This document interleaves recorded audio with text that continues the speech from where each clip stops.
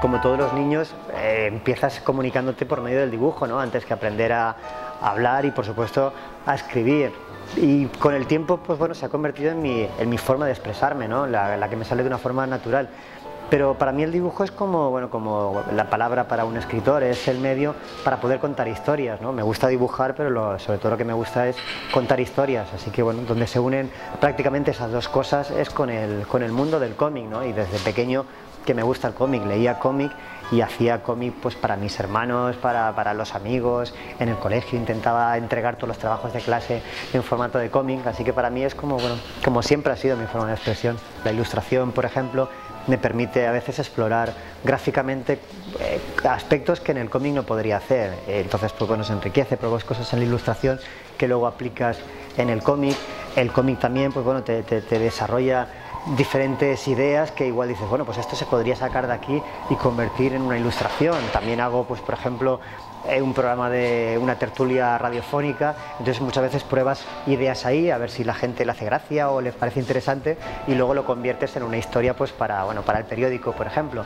Entonces pues bueno, necesito todas las cosas, ¿no? Yo creo que de una forma o de otra todos son como las patas de la silla donde me sirve para crear. Para contar una historia necesitas darle muchísimas vueltas y contar primero con el guión, después vuelves a contar lo mismo con los bocetos, después lo vuelves a contar otra vez cuando lo dibujas, cuando lo entintas y cuando lo coloreas, ¿no? Es un continuo empezar y acabar la historia, durante años, pero para mí es la única forma que conozco para poder hacerlo, ¿no? Y de hecho, pues bueno, cada fase aporta algo a la narración y bueno, y me lo paso muy bien haciéndolo, ¿no? Me encanta mi trabajo y no me imagino nada mejor. Como mínimo siempre, por mucho que intentes ir rápido y demás, menos de 1 año y medio no consigo nunca hacerlo, ¿no?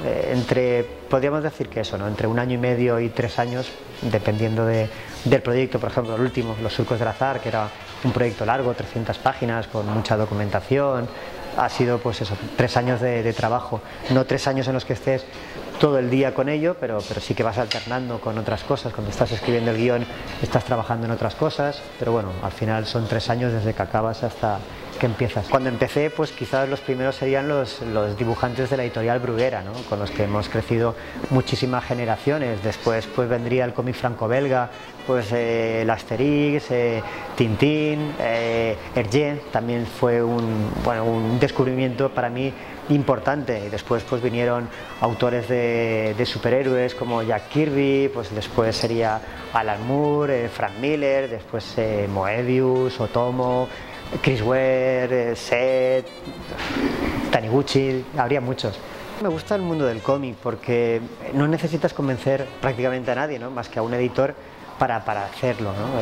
Es una libertad creativa, yo creo que absoluta, ¿no? Es la única limitación que tienes con el cómic es tu limitación como autor, ¿no? No hay nada que no puedas hacer, ¿no? Si necesitas hacer una batalla de 100.000 personas, simplemente tienes que ponerte y dibujarla, ¿no? Y si necesitas crear una historia con giros, con una forma de contar como jamás se haya contado, simplemente es tu problema, ¿no? Como autor.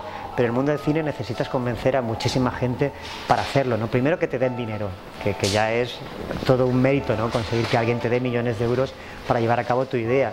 Y segundo, conseguir que tu idea llegue desde el principio hasta el final y no se vea pues, bueno, manipulada a veces por lo que se puede hacer simplemente, ¿no? Porque en el cine, en el cómic es todo lo que tú puedas hacer, ¿no? En el cine es todo lo que tú puedes hacer con el dinero que tienes, ¿no? Entonces, pues bueno, se complica mucho. Aún así es interesante porque se consigue otro tipo de producto, ¿no? Con Arrugas, yo creo que la historia creció, era mucha gente aportando cosas y yo creo que fue diferente a lo que es el cómic y hay matices que yo jamás hubiese pensado cuando hice el cómic. Y luego por otro lado llegas a mucha gente diferente, ¿no? A la del mundo del cómic.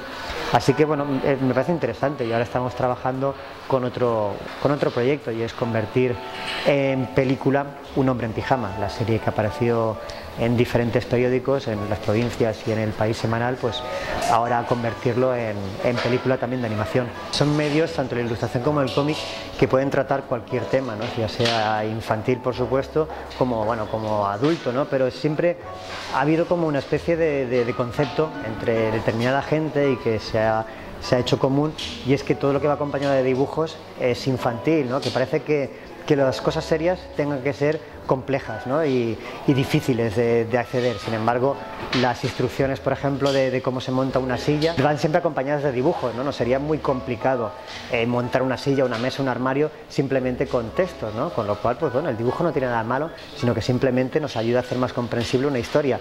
Pero parece que eso, cuando lo llevas a contar un relato, ya sea en formato cómic o un relato ilustrado, parece que no, que ahí ya no vale, porque es que hay que sufrir, ¿no?, para leer este texto, ¿no? Sin embargo, el dibujo te hace accesible a todo el mundo, ¿no? Y por eso hay gente que le tiene manía, ¿no? Simplemente porque, bueno, porque hace fácil, ¿no?, la lectura.